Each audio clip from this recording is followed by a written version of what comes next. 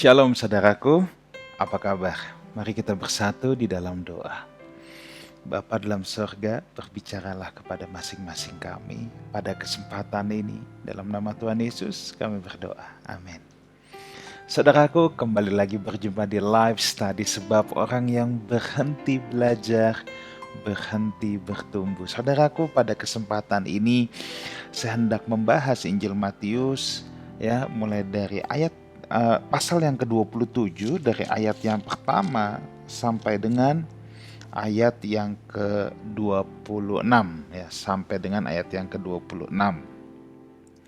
Nah, saudaraku, ini adalah kisah bagaimana Yesus diserahkan kepada Pilatus. Ini menjelang saat-saat penyaliban Tuhan Yesus.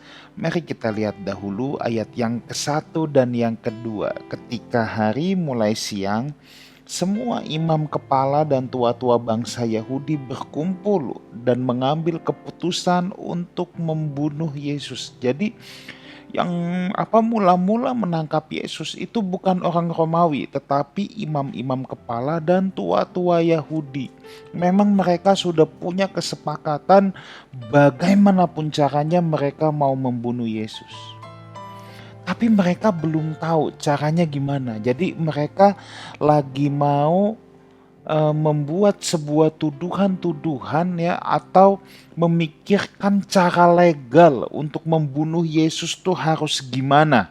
Nah, makanya ayat yang kedua, mereka membelenggu dia lalu membawanya dan menyerahkannya kepada Pilatus, wali negeri itu. Jadi sebenarnya mereka juga masih bingung tuduhannya apa, pokoknya diikat dulu, pokoknya dibelenggu dulu dan dibawa kepada Pilatus. Jadi Yesus itu belum divonis bersalah loh sama pemerintah Roma. Tapi pokoknya mereka udah ikat dulu, sudah belenggu dulu. Mereka ingin menampilkan kepada pemerintahan Roma bahwa Yesus memang harus dihukum. Dan mereka bawa ke Pilatus. Siapa Pilatus? Dikatakan di sini wali negeri. Wali negeri itu apa? Seperti gubernur pemerintahan Roma. Jadi dia orang yang mewakili pemerintahan Roma, ya. Dan Pilatus dalam hal ini juga punya wewenang di bidang militer. Menurut beberapa sumber kuno, ya, Pilatus ini juga sangat banyak melakukan korupsi. Dia keras, kejam, dan lain sebagainya. Jadi Pilatus adalah orang yang diberi kuasa wewenang oleh Kaisar Roma, Kaisar Romawi untuk memerintah di daerah itu. Nah, kita akan mulai masuk di ayat yang ketiga sekarang, ya. Saya akan bacakan. Pada waktu Yudas yang menyerahkan dia melihat bahwa Yesus telah dijatuhi hukuman mati, menyesallah ia.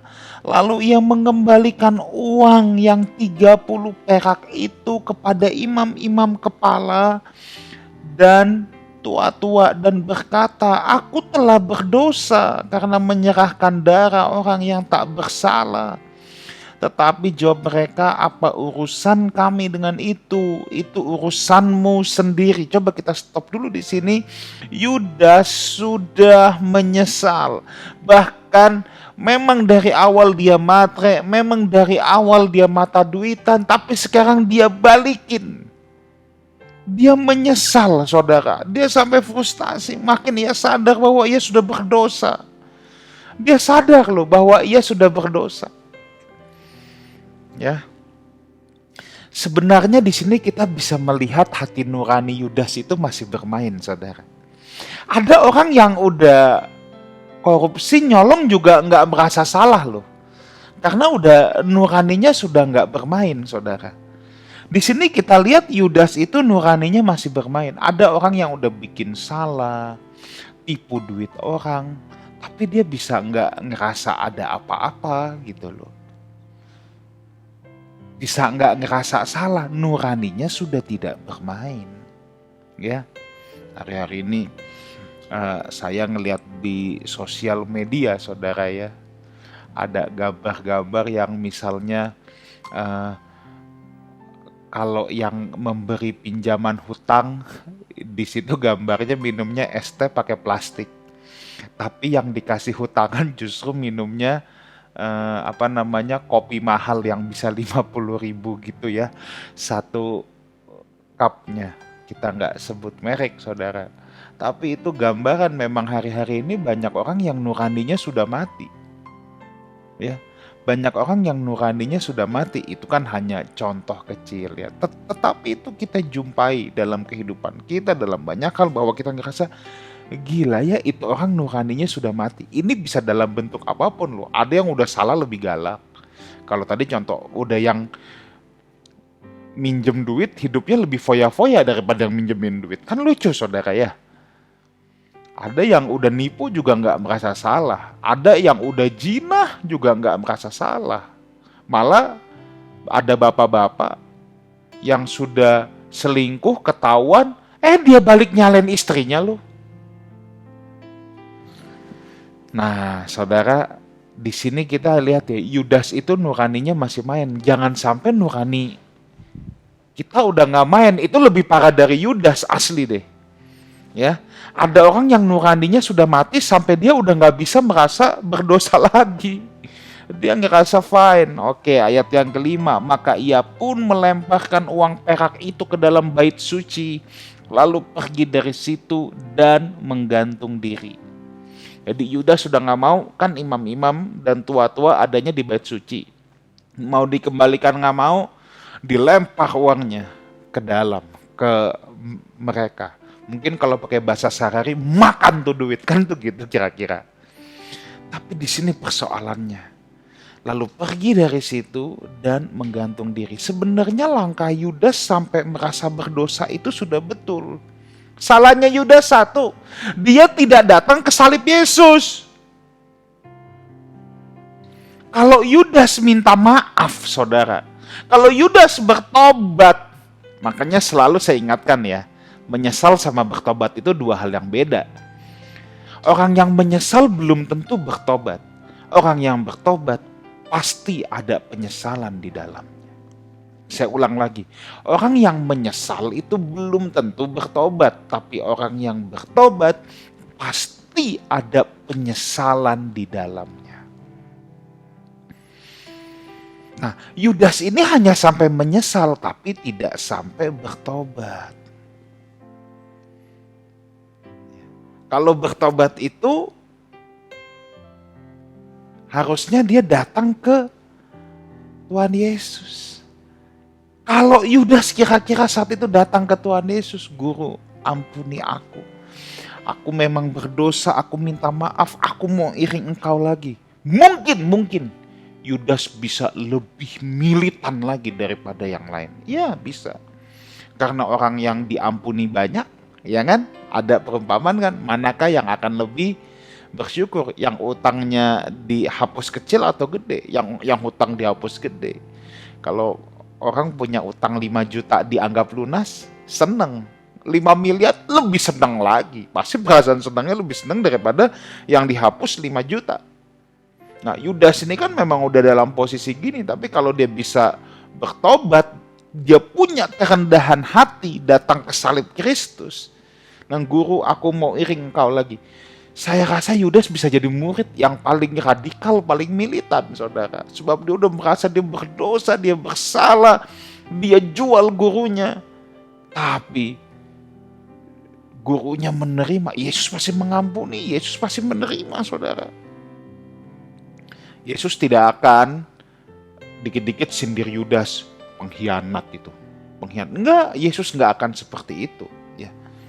Manusia bisa gitu, Yesus tidak akan seperti itu. Hanya orang yang rendah hati, yang berani datang ke tata kasih karunia Allah dan mengakui dirinya berdosa dan berubah.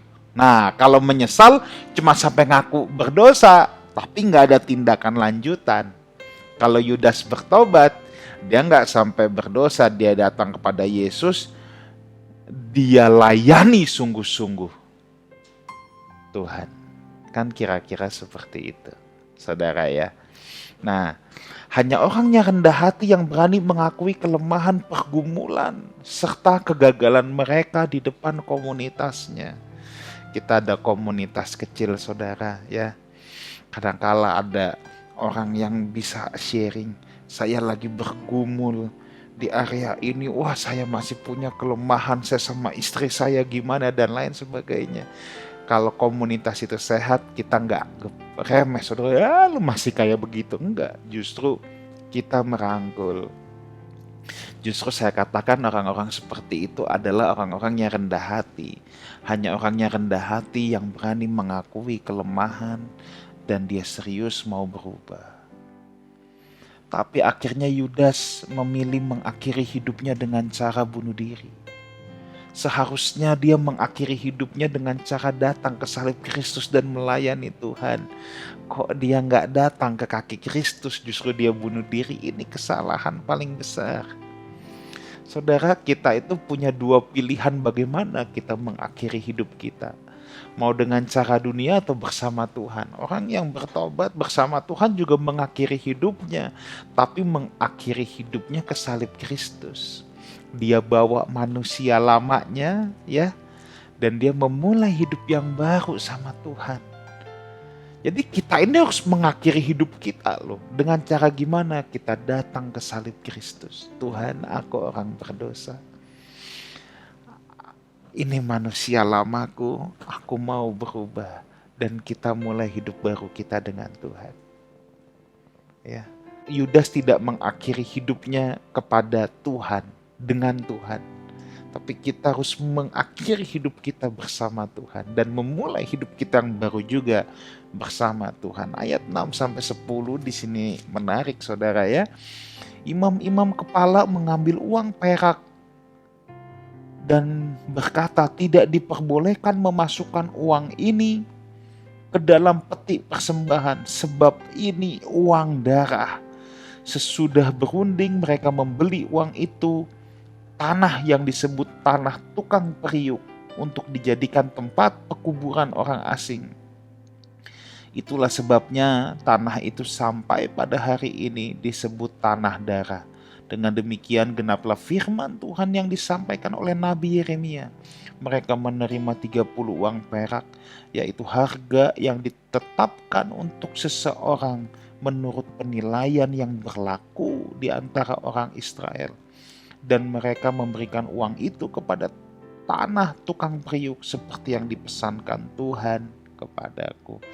Jadi para imam juga nggak berani, saudara, masukin uang itu ke peti bait Allah, ke kantong kolekte atau kotak persembahan yang ada di bait Allah. Mereka nggak berani. Mereka tahu uang itu uang darah atau hasil membunuh, ya.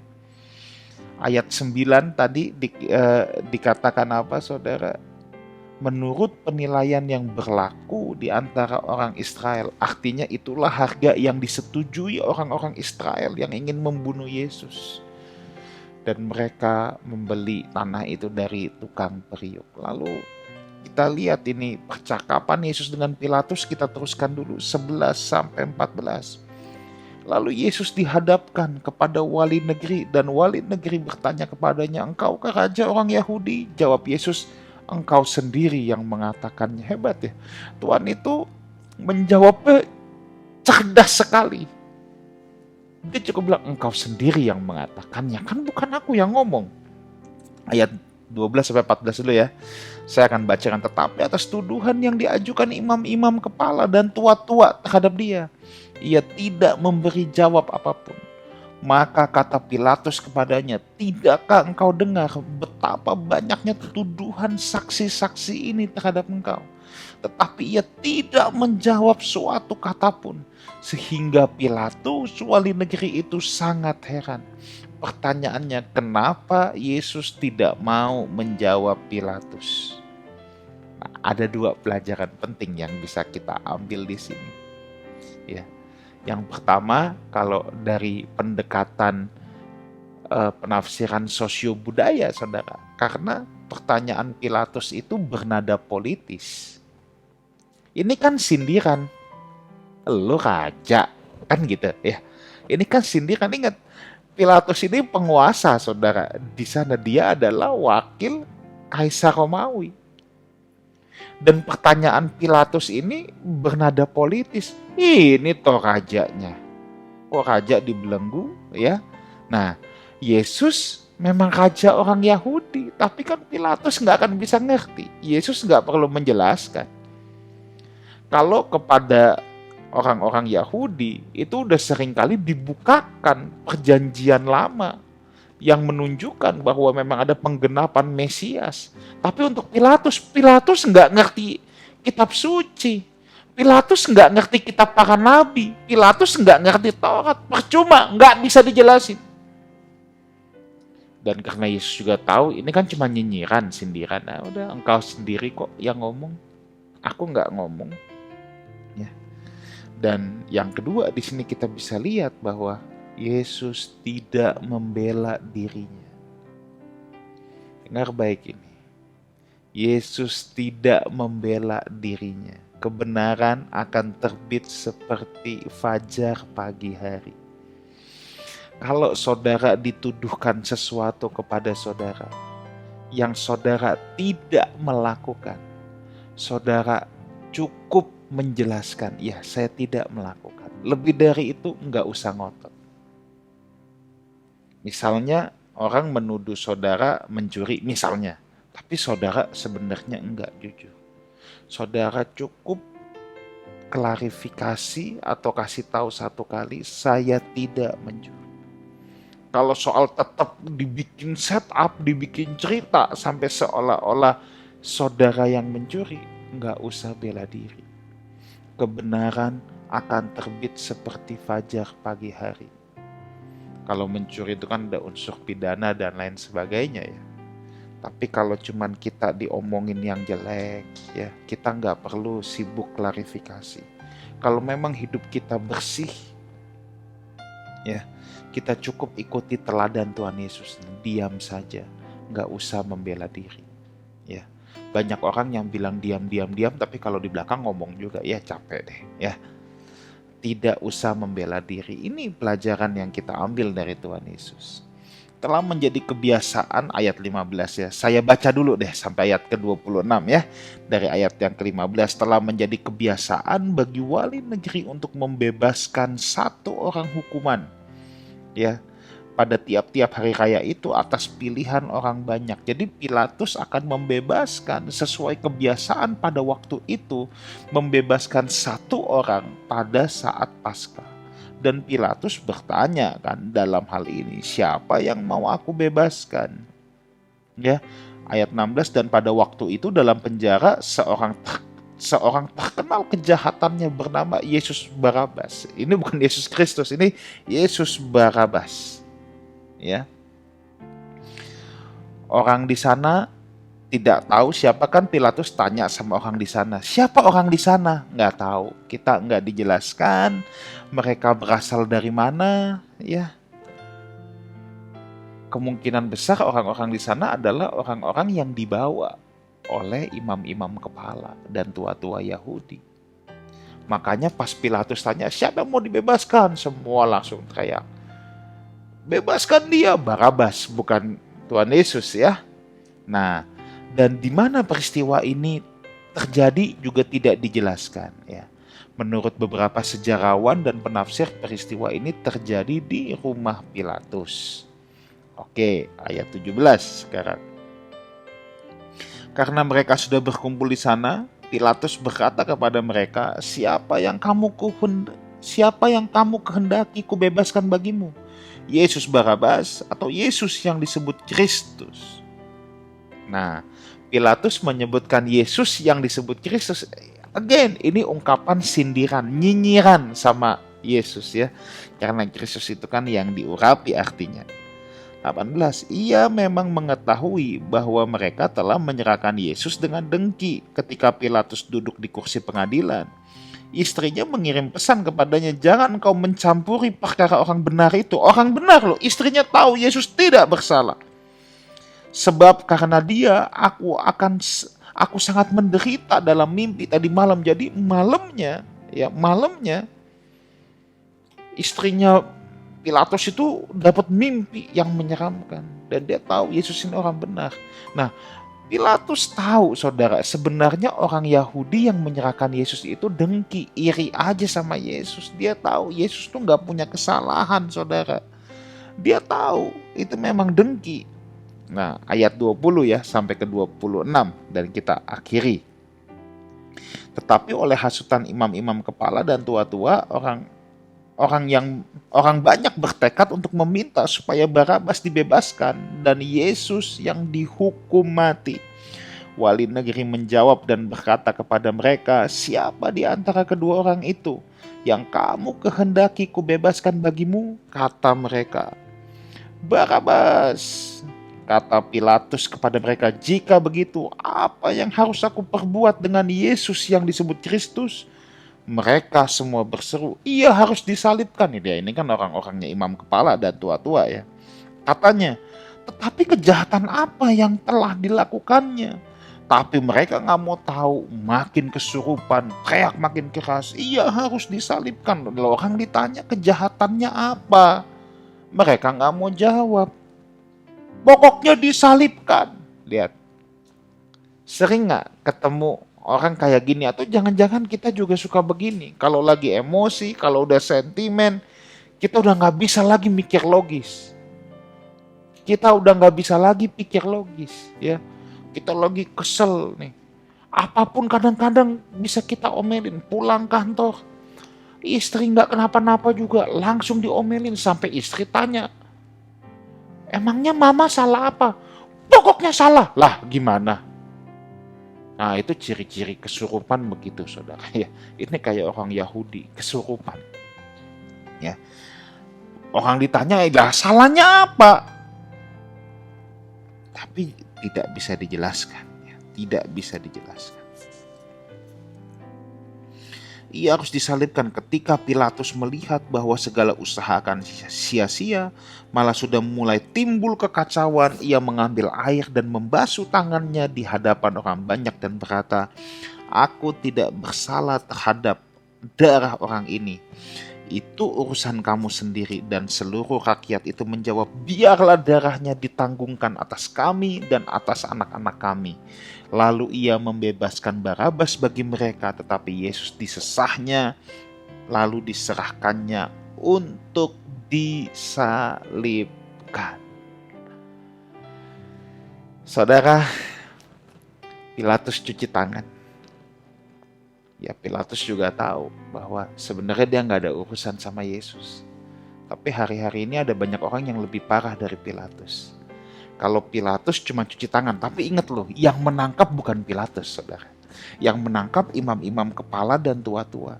Tapi hari-hari ini orang-orang bisa lebih parah daripada Pilatus. Kenapa saya bilang lebih parah? Dia yang jadi game setternya, dia yang merancangkan, dia yang suruh orang eksekusi sebuah kejahatan, lalu dia yang cuci tangan. Merasa seperti pahlawan. Ini kan lebih parah dari Pilatus. Kalau Pilatus, ini bukan rencana Pilatus loh. Pilatus itu nggak terganggu dengan kehadiran Yesus. Tapi di situ dia lihat udah mulai kacau chaos. Ya udah. Lalu dia cuci tangan. Lalu saya akhiri dengan ini. Ya.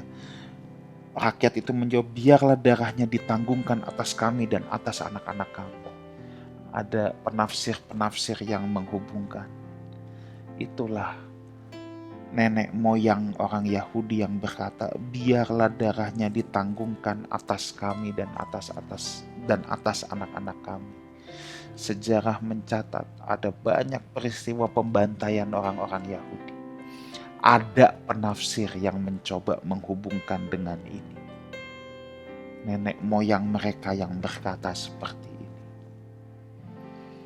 Tetapi ya kita nggak perlu ikut-ikutan ya. Kita juga nggak tahu bagaimananya. Tapi yang jelas ingat pesan saya. Jangan jadi seperti Yudas, bahkan lebih parah. Yudas masih tahu menyesal, Yudas masih tahu berdosa. Jangan sampai nggak tahu berdosa. Jangan sampai kita udah kebal nuraninya. Dan juga jangan sampai lebih parah dari Pilatus. Pilatus memang cuci tangan, tapi dia bukan the game setter. Tapi sekarang ada orang yang lebih parah dari Pilatus. Dia yang merancangkan, dia yang cuci tangan. Kebangetan. Selamat bertumbuh, mari kita berdoa. Terima kasih untuk kebenaran firman-Mu pada kesempatan ini. Biar firman-Mu ini boleh menerobosi setiap kehidupan kami. Dalam nama Tuhan Yesus kami berdoa. Amin. Saudaraku, jangan lupa subscribe Lifehouse Community. Kita ada We Talk di YouTube ya, setiap hari Kamis jam 7 malam, ibadah raya kita live streaming jam 9 pagi, dan itu diputar terus. Saudara bisa dengarkan kebenaran-kebenaran firman Tuhan, dan juga Lifehouse Music. Subscribe, di sana ada musik-musik yang sangat memberkati kita semua. Last but not least, Instagram Lifehouse Community. Di sana ada live message yang akan memberkati saudara semua setiap pagi. Sampai jumpa minggu depan dalam live study, sebab orang yang berhenti belajar berhenti bertumbuh. Haleluya.